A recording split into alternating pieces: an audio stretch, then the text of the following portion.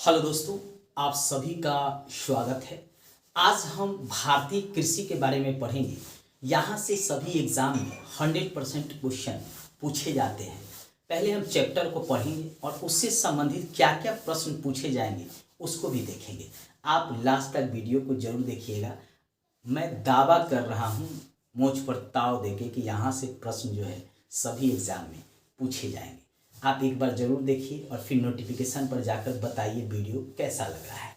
कृषि भारतीय अर्थव्यवस्था का रीढ़ माना जाता है। सेवा तथा उद्योग के विकास में कृषि का बहुत महत्वपूर्ण योगदान है। भारतीय कृषि में सबसे अधिक लोग जो है उनको रोजगार भी उपलब्ध कराता है। 51% भाग पर कृषि भी हो रहा है और कृषि का सामाजिक और विदेशी मुद्रा अर्जन में भी बहुत बड़ा योगदान है। आइए हम एक एक कर जानते हैं।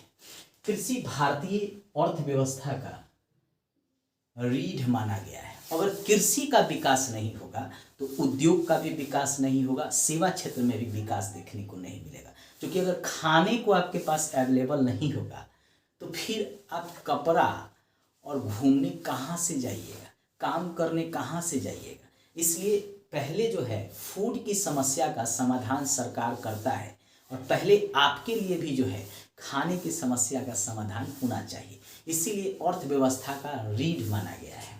इसके अलावा सामाजिक जीवन और विदेशी मुद्रा का भी इसको आधार माना गया है। आप देखते हैं कभी कभी प्याज का दाम, टमाटर का दाम, दाल का दाम बढ़ जाता है तो क्या होता है, अर्थव्यवस्था में जो है हलचल पैदा हो जाता है। सरकारें जो है अस्थिर हो जाती है। सरकार को ऐसा लगता है कि जनता जो है विरोध शुरू कर देगा और देखते भी हैं नेता सब टमाटर और प्याज जो है गर्दन में डाल डाल कर जो है घूमना शुरू कर देता है। क्योंकि उसका रेट जो है कभी कभी 200-300 किलोमीटर तक 200-300 रुपये तक हो जाता है।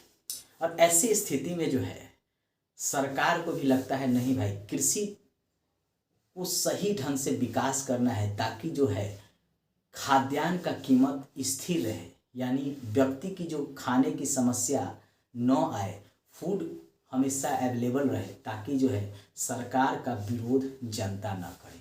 तो ये जरूरी है। सामाजिक जीवन का भी आधार है, विदेशी मुद्रा भी इससे प्राप्त होता है। इसके अलावा भारतीय अर्थव्यवस्था का रीढ़ माना गया है।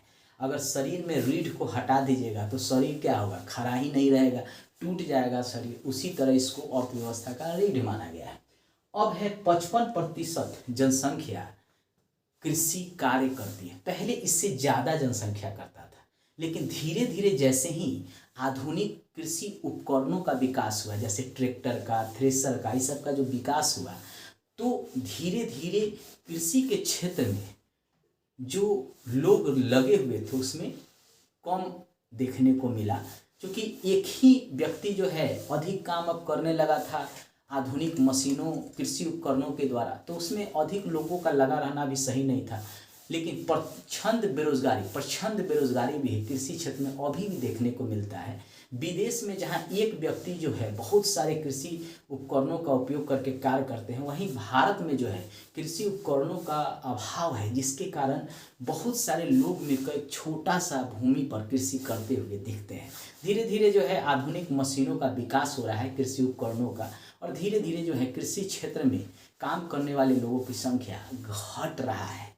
तो ये अच्छा है, क्योंकि एक व्यक्ति बहुत सारे कृषि भूमि पर खेती आराम से कृषि उपकरणों के द्वारा कर सकते हैं, तो फिर बहुत सारे लोगों का उसमें लगा रहना भी सही नहीं है। तो अब जो है आप देखेंगे कि गिरावट देखा गया है, यानी अभी भी जो है कृषि पर निर्भरता 55% है। धीरे धीरे इसमें भी कमी आएगी। 51% भाग पर ही अभी वर्तमान में कृषि होता है। 51% भाग पे, 100% भाग पे भारत में खेती नहीं होता है। एग्जाम में यही पूछता है कि कितना लोग कृषि कार्य करते हैं और कितना प्रतिशत भाग पे कृषि होता है। तो 51% भाग पे कृषि होता है। 21% पर वन था। अब जो है उसमें जो है विकास देखा गया है, ग्रोथ देखा गया है वन क्षेत्र में। 2011 का जो वन रिपोर्ट आया है उसके अनुसार 21.71% वन हो गया है और वृक्ष जो है 2.91% हो गया है। यानी वृक्ष और वन में भी वृद्धि देखने को मिला है। वन वृक्ष दोनों मिला दीजिएगा तो 24.62% पर वन और वृक्ष दोनों मिलाकर है। अब देखिए वन का हमारे जीवन में जरूर महत्व है, क्योंकि जानते ही हैं कि वृक्ष जो है ऑक्सीजन हमें अवेलेबल कराता है। अभी कोरोना का समय आया था तो देखे थे लोग को ऑक्सीजन का कमी हो गया था, जिसके कारण जो है उनकी मृत्यु हो जाती थी। ऑक्सीजन शरीर में ढंग से नहीं पहुंचता था, क्योंकि क्लाइमेट में क्या हो गया था, प्रदूषण बहुत ज़्यादा हो गया था। कोरोना के समय ऑक्सीजन की ही ज़रूरत होता है और वृक्ष क्या करता है, ऑक्सीजन पहुंचाता है हमारे शरीर के अंदर, क्योंकि वह कार्बन डाइऑक्साइड लेता है, ऑक्सीजन छोड़ता है। हम ऑक्सीजन लेते हैं और कार्बन डाइऑक्साइड छोड़ते हैं। तो आप देखेंगे कि वन और वृक्ष का विकास हमारे लिए बहुत इम्पोर्टेंट है, इसलिए क्योंकि जीवन में एक समझ लीजिए कि जो चक्र चलता है उसमें वृक्ष का भी उतना ही महत्वपूर्ण स्थान है, वन का भी उतना ही महत्वपूर्ण स्थान है जितना इंसान, पशु और पक्षियों का भी है। तो ये 2021 में जो वन रिपोर्ट आया है उसमें वृद्धि देखने को मिला है वन और वृक्ष क्षेत्र में। एग्जाम में ये आपको पूछता है, 100% एग्जाम में पूछेगा, इसलिए आप याद रखिएगा। दो तरह से प्रश्न बनाएगा कि वन और वृक्ष के क्षेत्र में गिरावट देखा गया है या वृद्धि देखा गया है, तो वृद्धि देखा गया है, ठीक है, पहले की अपेक्षा। इसके अलावा 24% क्षेत्र पर बंजर है, मतलब उस पर कृषि जो है नहीं होता है, उसको अनुपजाऊ भूमि माना जाता है। वर्तमान में उस क्षेत्र में भी जो बंजर भूमि है उस पर भी उद्योग का विकास किया जा रहा है। अब पहले जो था उसको छोड़ दिया जाता था, पड़ती रहता था, ठीक है, लेकिन अब जो है विकास देखने को मिल रहा है। तो अगर पूछे कि कितना क्षेत्र बंजर है तो 24% है। इसके अलावा 4% पर चारागाह होता है, पशु पक्षियों को चरने के लिए भूमि होता है, उसको कहते हैं चारागाह। तो 4% पर चारागाह है, होना भी जरूरी है। पशु पक्षी कहाँ जाके अपना भोजन प्राप्त करेंगे, अगर वैसे भूमि होगा तब तो जाके वहाँ पे घास फूस खाएंगे, तो उनके लिए चारागाह भूमि का भी इंतजाम गवर्नमेंट करता है। तो अभी जो है वर्तमान में 4% है। ब्रिटिश भारत में कृषि से कर प्राप्त करने का कोशिश किया जाता था, क्योंकि उस समय कृषि जो है राजस्व का बहुत बड़ा जो है केंद्र हुआ करता था। तो ब्रिटिश ने कृषि भूमि को 3 भागों में बांटकर उसको क्या किया, लोगों के पास, भारतीय जो थे उन्हीं को दिया कि आप यहाँ कृषि कीजिए। तो ब्रिटिश काल में एक जमींदारी प्रथा शुरू की गई, जिसमें 100 एकड़ जमीन एक व्यक्ति को दे दिया जाता था और कहा जाता था कि आप यहाँ पे कृषि मजदूरों को रखकर कृषि करवाइए, यहाँ से फसल को एकत्रित कीजिए और उसमें से कुछ जो है आप रख कर हमारे पास जो है उसको बेच के कर जो है हमको दीजिए, यानी आप हमको चुंगी उपलब्ध कराइए। तो जमींदार जो है वो भारतीय ही हुआ करते थे और उन पर, जमींदारों के ऊपर भी एक कानून बना दिया गया था, सूर्यास्त कानून, और कहा गया कि निश्चित समय पर अगर आप लगान नहीं देते हैं, कृषि लगान, तो आपसे भी हम भूमि ले लेंगे। इसी का उदाहरण है कि बाबू कुंवर सिंह जो बिहार के जमींदार थे, उनकी सारी संपत्ति ले लिया गया था, जिसके कारण 1857 की क्रांति हुआ था, उसमें जो है ब्रिटिश के विरुद्ध उन्होंने भाग लिया था अपनी संपत्ति यानी कृषि भूमि को बचाने के लिए। तो एक था जमींदारी प्रथा, जिसमें जो है एक बड़ा लैंड जो है वह एक व्यक्ति को देकर उन्हीं को कहा जाता था कि आप दूसरे किसान या किसान मजदूर से कृषि कराइए और हमको जो है लगान जो है उपलब्ध कराइए। एक था रैयतवाड़ी प्रथा। रैयतवाड़ी प्रथा में होता था कि किसान को ही जो है ब्रिटिश भूमि दे देता था और उसी से कहता था कि तुम जो है कुछ प्रतिशत रख लो और लगान जो है हमको दो, ठीक है। तो ये दूसरी प्रथा जो था ब्रिटिश के द्वारा लगान लेने का कृषि से चलाया गया था। और एक तीसरा था महलवारी प्रथा, जिसमें संपूर्ण ग्राम के किसी एक व्यक्ति को उस गांव का सारा भूमि जो है सौंप दिया जाता था।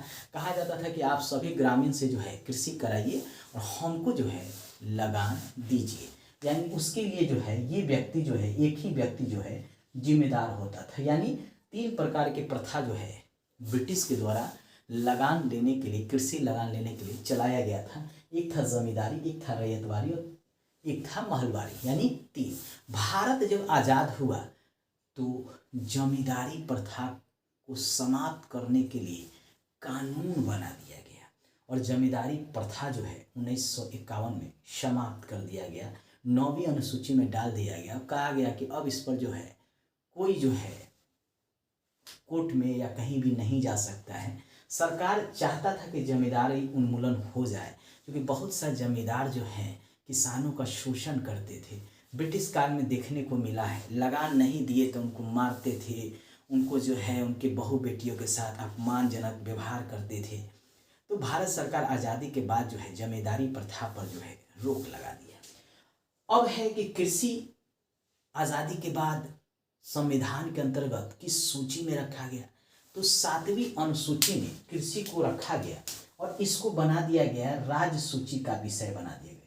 7वीं अनुसूची में रख के इसे राज्य सूची का विषय बना दिया गया और कहा गया कि राज्य ही कृषि के लिए लगान वसूलेगा और राज्य जो है उसका विकास के लिए, कृषि भूमि के विकास के लिए जो है कार्य करेगा।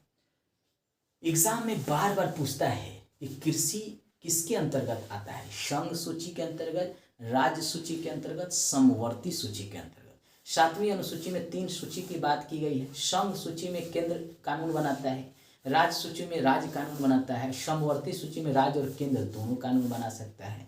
लेकिन राज्य सूची पर वही अगर लगता है केंद्र को कि नहीं संशोधन होना चाहिए, कानून बनना चाहिए, तो बना सकता है। यह भी बात कहा गया।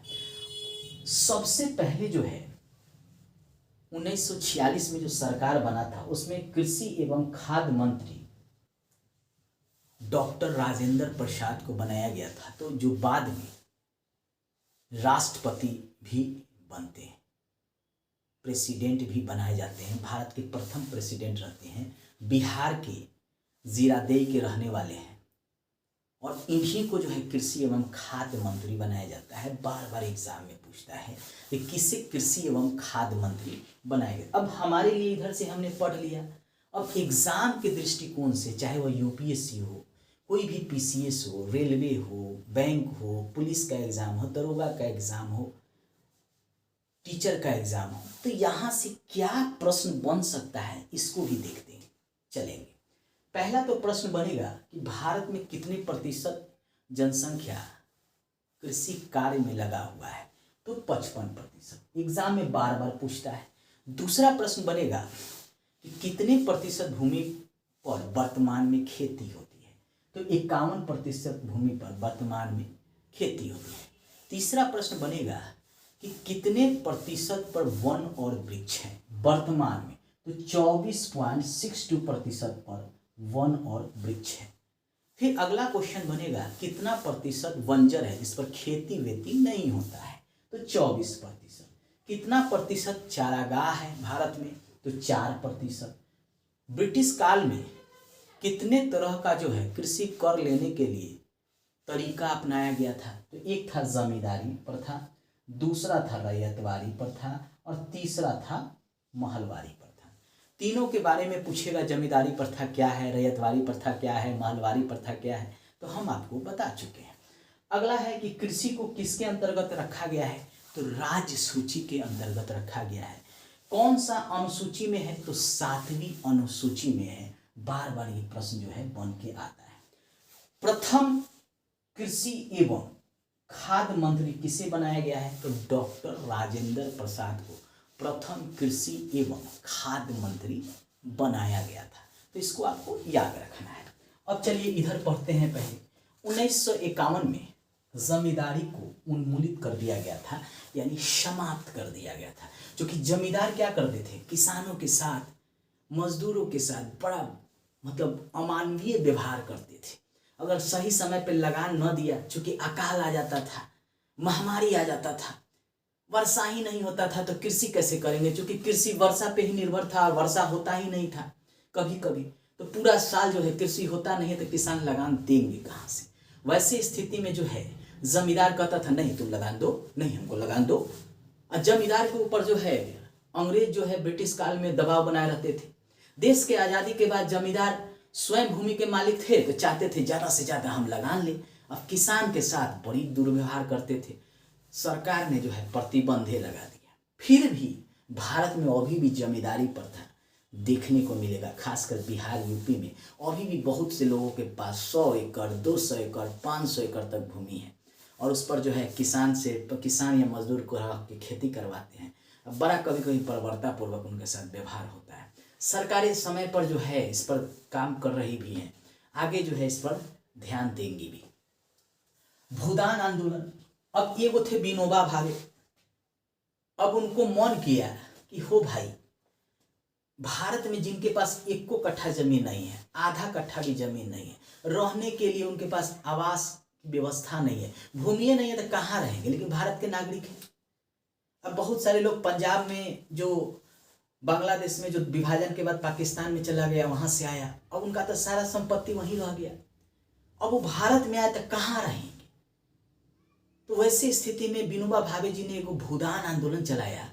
उसमें जो कृषि लैंड के मालिक थे, जो जमींदार थे बड़े बड़े, उनको कहा, ए भाई थोड़ा सा जमीन दे दीजिए ताकि हम इस जमीन गरीब को बांटे, जिनके पास भूमि नहीं है, रहने का व्यवस्था नहीं है, वहां पे रहेंगे, आपको दुआ देंगे कि ये भाई आप दिन दुगना तरक्की कीजिए जमींदार साहब। तो भूदान आंदोलन में जो है विनोबा भावे को बहुत सारा संपत्ति मिला, मतलब भूमि मिला, संपत्ति का यहाँ अर्थ है। विनोबा भावे को तो भूमि मिल गया, बहुत सारे जमींदार जो है दिल खोल के अपना भूमि दिए, लेकिन वो भूमि का सही रूप से वितरण नहीं हुआ प्रशासनिक कारण से। अब वो भूमि जो है रह गया, तो सही रूप से काम न करने के कारण जो भूमि जिनके पास नहीं था उनको सही रूप से दिया नहीं जा सका। आज भी सरकार जो है बराबर बिहार, यूपी, चाहे और जगह जगह देखते होंगे कि सरकार एक योजना चलाता है कि गरीबों को हम फ्लैट देंगे, गरीबों को हम भूमि देंगे, ये सब योजना सरकारी चलाती रहती हैं। तो यह शुरुआत किया था विनोबा भावे ने। बार बार पूछता है कि किसके द्वारा जो है भूदान आंदोलन की शुरुआत की गई थी, तो विनोबा भावे। नाम इनका याद रखिएगा, एग्जाम के दृष्टिकोण से इंपॉर्टेंट है। अगला है कृषि में सुधार के लिए। देश जब आजाद हुआ तो हमारी जनसंख्या तेजी से बढ़ रहा था और खाने का जो है काफी समस्या था। तो प्रथम प्रधानमंत्री पंडित जवाहरलाल नेहरू ने दिमाग लगाया, सोचा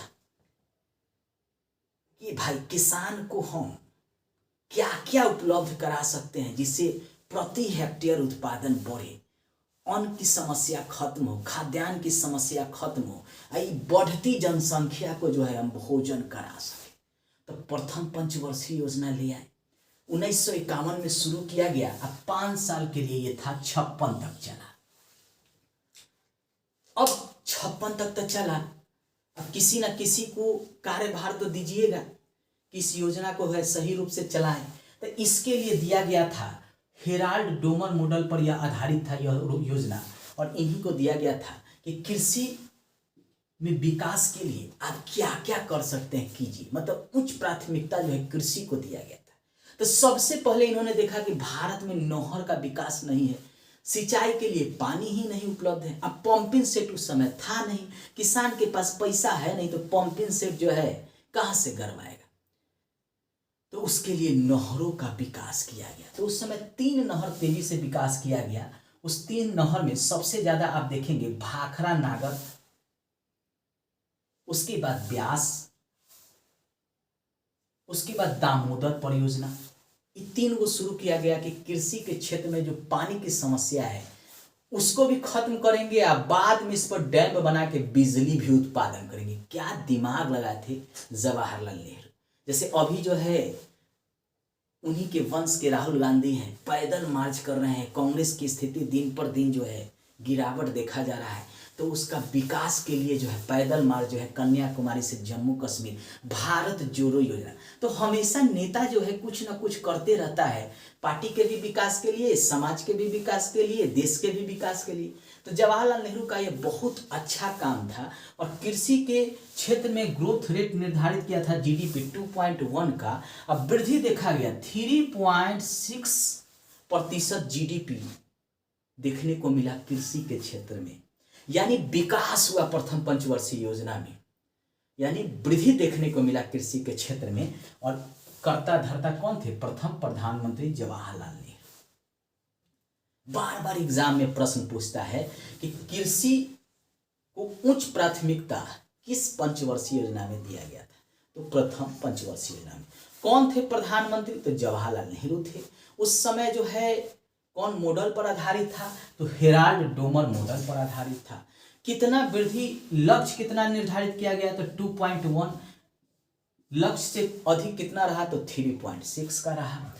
इसमें कौन कौन सा परियोजना शुरू किया गया था? भाखड़ा नागर परियोजना, ब्यास परियोजना और दामोदर परियोजना। ये बार बार पूछता है एग्जाम में, तो एग्जाम के दृष्टिकोण से भी देखना है कि हमारे लिए क्या क्या इंपॉर्टेंट है। दावा ठोक के कह रहे हैं यहाँ से प्रश्न 9 आए ना तो हम मूछे मुड़वा देंगे। 100% इतना दूर में से आएगा। आज के वीडियो से आप देख के जाइएगा। अगला है हरित क्रांति की शुरुआत की गई। अब प्रथम पंचवर्षीय योजना तो शुरुआत हुआ, देखा गया कृषि में विकास हुआ, तो अलग से एक हरित क्रांति लाया गया और कहा गया कि नहीं, और खाद्यान्न के विकास के लिए हम तेजी से काम करेंगे क्योंकि जनसंख्या हमारा बढ़ रहा है। तो हरित क्रांति जिसे ग्रीन रेवोल्यूशन भी कहते हैं, और इसको सबसे पहले विश्व में नॉर्मन अर्नेस्ट बोरलॉन्ग के द्वारा शुरू किया गया था। बार बार इनका एग्जाम में नाम आता है कि किसके द्वारा शुरू किया गया था, तो बोरलॉन्ग के द्वारा शुरू किया गया था। जन्म हुआ था इनका यूएस में, लेकिन कार्य किया था इन्होंने मैक्सिको में गेहूं के प्रति हेक्टेयर उत्पादन बढ़ाने में। और ये जो है आपको काफी बार एग्जाम में पूछा है कि विश्व में हरित क्रांति ग्रीन रेवोल्यूशन की शुरुआत किसके द्वारा किया गया था, कौन सा वैज्ञानिक था, तो नॉर्मन बोरलॉन्ग के द्वारा। यह भी पूछता है कहाँ जन्म हुआ था, तो यूएस में। कहाँ उन्होंने गेहूं के विकास पर अधिक कार्य किया, तो मैक्सिको में। अपने देश में नहीं, उसके नीचे जो मैक्सिको है अमेरिका में, सबसे ऊपर कनाडा, फिर यूएसए या फिर मैक्सिको, वहां जाके गेहूं के क्षेत्र में इन्होंने कार्य किया था। अब अगला प्रश्न पूछता है भारत में कौन हरित क्रांति के जनक माने गए हैं, तो जान लीजिए। भारत में हरित क्रांति की शुरुआत 1967-68 में किया गया था। टाइम पीरियड भी पूछता है कब, तो 1967-68 में। और अध्यक्ष बनाया गया था एम.एस. स्वामीनाथन को, इन्हीं को नेतृत्व दिया गया था। यानी भारत में हरित क्रांति के जनक एम.एस. स्वामीनाथन को माना जाता है। इन्होंने गेहूं और चावल के उत्पादन पर काफी जोर दिया। गेहूं का तो उत्पादन बढ़ा, लेकिन चावल उतना प्रति हेक्टेयर उत्पादन नहीं बढ़ा था। इसका भी कारण उन्होंने बताया है कि किसान थे अशिक्षित। संकर बीज तो लाए, लेकिन उसको चाहिए था अधिक पानी, अधिक खाद। सही समय पे किसान दिए नहीं। किसान वर्षा पे निर्भर करेंगे कि इंद्र महाराज जो है खुश होंगे तब बारिश होगा। अब बीज बो दिया, इंद्र भगवान जो है खुशे नहीं हुए, बारिश से नहीं की, हो गया सूखा। पंपिंग सेट की व्यवस्था था नहीं, नहर की व्यवस्था था नहीं, पानी मिला नहीं, फसल हुआ नहीं, प्रति हेक्टेयर उत्पादन बढ़ा नहीं। लेकिन कुछ राज्य के किसान चालाक थे, जैसे पंजाब, हरियाणा, यूपी, पश्चिमी यूपी, तमिलनाडु, आंध्र प्रदेश, यहाँ के किसान थे चालाक। इन्होंने जो है उचित संकर बीज, उसके बाद पानी की व्यवस्था कर लिया, खाद की व्यवस्था कर दिया, कब देना है पानी, कब खाद, ये भी जानते थे। तो यहाँ प्रति हेक्टेयर उत्पादन काफी देखने को मिला। लेकिन अन्य राज्यों में जो है इससे हानि हुआ। अगला हरित क्रांति की शुरुआत करने से पहले भारत में जो यहाँ के प्रधानमंत्री, उन्होंने क्या किया कि पहले जो है किसानों को कॉल सेंटर के द्वारा जानकारी दिया, कब पानी देना है, कब जो है खाद देना है, कब जो है उसको उचित तरह से उनका देखभाल करते हुए कार्य करना है। यानी द्वितीय हरित क्रांति जब लाया गया, यह था 1983-84 का पीरियड, और इसमें जो है सभी फसल के विकास पे जोर दिया गया।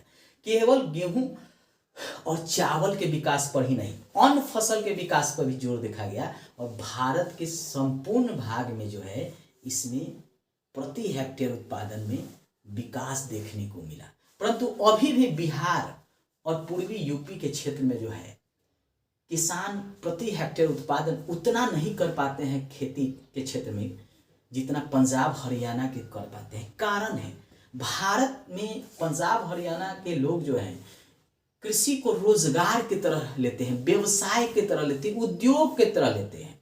और इधर के लोग जो है अगर कृषि करते हैं तो उनको हीन भावना से देखा जाता है। सोचा जाता है इसको काम धाम नहीं मिल रहा है ना, तो ये कृषि कर रहा है, मतलब उनको हीनता के दृष्टिकोण से देखता है। एक तो मन में ये बैठा हुआ है, इसीलिए कृषि करना ही नहीं चाहता है। लोग के पास भूमि है लेकिन उसमें पैसा इन्वेस्ट करेगा नहीं।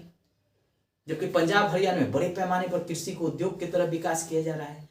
तो ये मेंटलिटी का असर है। जबकि पंजाब हरियाणा से ज्यादा उपजाऊ जो है बिहार यूपी का भूमि है, जलोढ़ मिट्टी का क्षेत्र है, एल्यूबल सॉइल का क्षेत्र है। मिट्टी हम पढ़ाए थे, पिछला वीडियो में जाकर देख लीजिएगा, मैप से पढ़ाए थे, कैसे कैसे बताए थे कौन मिट्टी कितना उपजाऊ है, किसमें प्रति हेक्टेयर उत्पादन अधिक हो सकता है। लेकिन बिहार के लोग, यूपी के लोग जो है सही से खेती पर ध्यान ही नहीं देते हैं। उसके आसपास नीचे भी चले जाइए तो सीधी सी बात है, मेंटलिटी का असर है, जिसके कारण जो है प्रति हेक्टेयर उत्पादन नहीं बढ़ रहा है, कृषि के क्षेत्र में विकास नहीं हो रहा है। राज्य सरकार कार्य कर रहा है, पंपिंग सेट फ्री में दे रहा है, समय पर पानी भी नहीं होता है तो उसके बाद डीजल अनुदान देता है, तरह तरह के बीज भी उपलब्ध करा देता है, खाद भी उपलब्ध, लेकिन किसान सही से करना ही नहीं चाहते हैं। और एक चीज और समस्या है, प्रशासनिक दृष्टिकोण से भी जो है देखा जाता है कि कमी है, क्योंकि प्रशासन जो है सही से जो है बीज, खाद और डीजल अनुदान जो है सही से उपलब्ध किसान को कराता ही नहीं है समय पे, जिसके कारण बिहार और यूपी के क्षेत्र में कृषि जो है पिछड़ा हुआ है। तो चलिए, ध्यान दे रही है सरकार, धीरे धीरे इस समस्या का भी हल कर लेंगे। सभी फसल के विकास पर जोर दिया गया है, संकर बीज, खाद, पानी, किसानों को उचित जानकारी। दूसरी पंचवर्षीय योजना में, दूसरी हरित क्रांति में, दोनों में ध्यान दिया गया था। 83-84 में जो है द्वितीय हरित क्रांति लाया गया था, इसमें काफी इस चीज पर जोर दिया गया था। अब एग्जाम के दृष्टिकोण से क्या क्या इंपॉर्टेंट है इसको भी जानते चलिए। देखिए, पहला तो पूछता है जमींदारी उन्मूलन कब हुआ, तो 1951। भूदान आंदोलन किसने शुरू किया, तो विनोबा भावे ने। प्रथम पंचवर्षीय योजना कब शुरू किया गया, तो 1951 में। कब तक था, तो 1956 तक। इसमें उच्च कृषि को उच्च प्राथमिकता दिया गया। इसके कौन थे आधारशिला, तो हेराल्ड डोमर मॉडल पर इसकी आधारशिला रखी गई थी। कौन प्रधानमंत्री था, तो पंडित जवाहरलाल नेहरू था। कितना लक्ष्य था, तो 2.1 जीडीपी का ग्रोथ देखा गया, वृद्धि देखा गया 3.6 का रहा। उसके बाद हरित क्रांति कब शुरू किया गया था विश्व में, तो नॉर्मन अर्नेस्ट बोरलॉन्ग के द्वारा शुरू किया गया था विश्व में। कहाँ जन्म हुआ था, तो यूएसए में। कहाँ काम किए थे, तो मैक्सिको में। किस क्षेत्र में काम किए थे, तो गेहूं के क्षेत्र में। भारत में कब हरित क्रांति का शुरुआत किया गया था, 1967-68 में। यहाँ पे अध्यक्ष कौन थे, तो एम.एस. स्वामीनाथन थे। किस क्षेत्र में सबसे ज्यादा विकास हुआ, तो गेहूं और चावल के क्षेत्र में विकास देखने को मिला। ये सब क्वेश्चन बन के आता है। द्वितीय हरित क्रांति 83-84 में,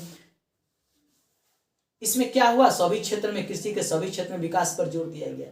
ये सब यहाँ से प्रश्न जो है बन के आएंगे, 100% दावा है, एक बार तुम देख के तो जाओ एग्जाम में। अगला है रबी फसल। अब कृषि के क्षेत्र में कृषि भूमि को समय के अनुसार जो है रबी फसल, उसके बाद खरीफ फसल और उसके बाद गर्मा फसल, इन 3 भागों में बांट कर जो है समय के अनुसार खेती किया जाता है। रबी फसल में जो है उसको अक्टूबर से नवंबर में बोया जाता है और मार्च अप्रैल में काट लिया जाता है। अब कौन कौन सा फसल इसके अंतर्गत आएगा, तो गेहूं, चना, मटर, सरसों, आलू, राई। इसके अलावा और भी बहुत फसल है, लेकिन ये एग्जाम में पूछता है कि रबी फसल कौन सा है। ऑप्शन में 4 को दे देगा, उससे पूछेगा इनमें कौन सा रबी फसल है। तो आपको जो है इसको याद रखना है, गेहूं, चना, मटर, सरसों, आलू, राई। रबी फसल कब शुरू किया जाता है, मतलब बोया जाता है, तो अक्टूबर नवंबर में। कब काटा जाता है, तो मार्च अप्रैल में। उसके बाद है खरीफ फसल, जून जुलाई में जो है इसको बोया जाता है और नवंबर दिसंबर में इसको काटा जाता है। कौन कौन सा जो है खरीफ फसल है, तो धान है, गन्ना है, तिलहन है, कपास है, सोयाबीन है, मूंगफली है, बाजरा है, ज्वार है। पूछता है कब बोया जाता है, कब काटा जाता है, कौन कौन सा फसल जो है रबी फसल के अंतर्गत आता है। एक है गर्मा फसल, जिसको जायद फसल भी कहते हैं। मई जून में जो है इसको बोया जाता है, जुलाई अगस्त में काट लिया जाता है। कौन कौन सा जो है जायद फसल है, तो मक्का है, राई है, ज्वार है, बाजरा है, मरुआ है, तरबूज है। ये सब पूछता है, ऑप्शन दे देगा, पूछेगा इनमें से कौन जो है खरीफ फसल है, इनमें से कौन रबी फसल नहीं है, इनमें से कौन जायद फसल नहीं है। एग्जामिनर बहुत चालाक होता है, आपको भी दिमाग लगा के चालाक बनना है। तो ये सब फैक्ट है, थोड़ा सा आपको याद भी करना पड़ेगा। रट रट के याद कीजिए या लिख लिख के याद कीजिए या ट्रिक पे याद कीजिए, ठीक है। अब चलिए इससे बनने वाले कुछ प्रश्नों को भी देखते हैं। बार बार मैंने नोटिफिकेशन पे आता है कि सर कुछ प्रश्नों को भी करा दीजिए, तो हम चैप्टर के अनुसार आपको प्रश्नों को भी कराते चलते हैं। चलिए, भारत में कितने प्रतिशत जनसंख्या जो है कृषि कार्य करता है, तो 55% जनसंख्या जो है कृषि कार्य करता है। अगला प्रश्न है कितने प्रतिशत तक कृषि कार्य होता है, तो 51% पे कृषि कार्य होता है। ये बार बार प्रश्न पूछा जाता है। अगला है 2021 के वन रिपोर्ट के अनुसार कितने प्रतिशत पर वन है। देखिए, वन रिपोर्ट 2 साल बाद पेश किया जाता है भारत सरकार के द्वारा। 2019 में किया गया, फिर 2021 में किया गया, फिर 22 में नहीं 23 में किया जाएगा। तो अभी 23 तक जितना एग्जाम चलेगा उसमें यही वन रिपोर्ट काम आएगा। तो अभी जो है वर्तमान में 21.71% पर वन है, लेकिन एग्जाम में कभी कभी 24.62% भी दे देता है। तो जान लीजिए, वहाँ वन और वृक्ष दोनों को मिला के वन पूछ देता है। तो दोनों आप याद रखेंगे। जैसे ही पूछेगा कितना प्रतिशत पर वन रिपोर्ट के अनुसार वन है, तो आप ऑप्शन में जरूर देख लीजिएगा। अगर 21.71% न रहे, 24.62% रहे, तो उसको ही टक से न लगा दीजिएगा, वही सही होगा। प्रथम पंचवर्षीय योजना की शुरुआत कब की गई थी? तो 1951 में शुरू किया गया था और 1956 तक चला था, पंडित जवाहरलाल नेहरू के समय, और हेराल्ड डोमर मॉडल पर यह आधारित है। इसको जरूर याद करके जाइएगा। कृषि से अगर क्वेश्चन पूछता है तो इसको उठा के जो है पटक देता है। अगला है प्रथम पंचवर्षीय योजना किस मॉडल पर आधारित थी? तो हेराल्ड डोमर मॉडल पर आधारित थी। प्रथम हरित क्रांति की शुरुआत किसकी अध्यक्षता में हुई थी? तो एम.एस. स्वामीनाथन की अध्यक्षता में हुई थी 1967-68 में। और द्वितीय हरित क्रांति की शुरुआत कब हुई थी? तो उसको भी याद रखिएगा, 83-84 में जो है द्वितीय हरित क्रांति की यानी सेकेंड ग्रीन रेवोल्यूशन की शुरुआत हुई थी। दोस्तों, मैं तो कोशिश कर रहा हूं कि आपका एग्जाम में किसी तरह प्रश्न जो है न छूटे और मेरे सारे वीडियो से जो है आपको एग्जाम में जो है लाभ हो जाए, चाहे कोई भी एग्जाम आप दे रहे हैं। और वीडियो में जब बनाता हूं तो पहले मैं चैप्टर को समझा देता हूं और फिर जो है प्रश्नों को भी ले आता हूं। धीरे धीरे मैं प्रश्नों की संख्या को भी बढ़ाऊंगा ताकि जो है आपको लाभ मिले। आपसे रिक्वेस्ट है, बस थोड़ा सा दूसरे को भी मेरा वीडियो भेजिए। मेरा भी चैनल का ग्रोथ हो। चैनल का ग्रोथ ही नहीं हो रहा है, वीडियो बनाने में मन ही नहीं लगता है। थोड़ा मेरी भी समस्या समझिए। जब आय होता है तो किसी शिक्षक को पढ़ाने की इच्छा होती है, और मेरा आय ही नहीं हो रहा है। बहुत मेहनत करते हैं यूट्यूब पर, लेकिन कोई भी फायदा हमको नहीं मिल रहा है। तो भैया थोड़ा तुम भी हमारे लिए कुछ कर दो। तुम्हारे लिए भी फ्री ऑफ कॉस्ट हम ये चला रहे हैं, कोई पैसा नहीं, कोई निःशुल्क सेवा दे रहे हैं। तो सेवा का लाभ उठाओ। तो सर का भी थोड़ा सा सेवा कर दो, दूसरे पर भेजो, कहो उनको वीडियो देखने के लिए। हाँ, वीडियो पसंद आए तो लाइक सब्सक्राइब शेयर के साथ जो है घंटी भी दबा दो, और नोटिफिकेशन पर जाके बताओ कि वीडियो में कहाँ तुमको दिक्कत हो रहा है। एक भाई ने कहा था कि सर क्वालिटी में सुधार कीजिए, देखने में दिक्कत हो रहा है। तो देखो बाबू, हम मोबाइल से वीडियो बनाते हैं आपके लिए। मेरे पास बड़ा सा कैमरा नहीं है, जिसको कैमरा को और स्मार्ट बोर्ड नहीं है जहाँ से हम जो है यूज़ करें। तो आपकी कृपा होगा, जब चैनल मेरा ग्रोथ करेगा और यूट्यूब से 2 रुपया का आमदनी होगा, तभी तो हम कैमरा ले पाएंगे और सही से वीडियो सही समय पर दे पाएंगे। तो आपका सहयोग मेरे लिए ज़रूरी है। आप सहयोग कीजिए, हम धीरे धीरे सारी व्यवस्था कर लेंगे। धन्यवाद दोस्तों, बाय बाय दोस्तों।